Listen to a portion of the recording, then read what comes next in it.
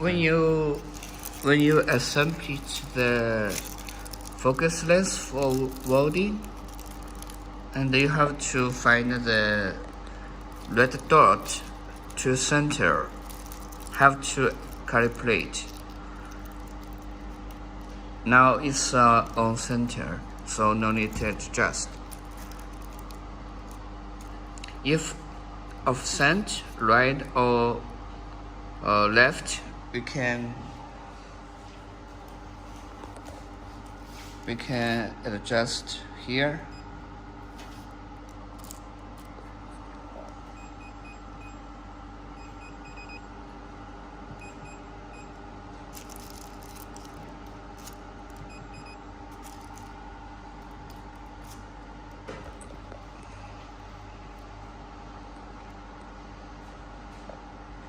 We have to ensure the red dot to the center of the welding nozzle.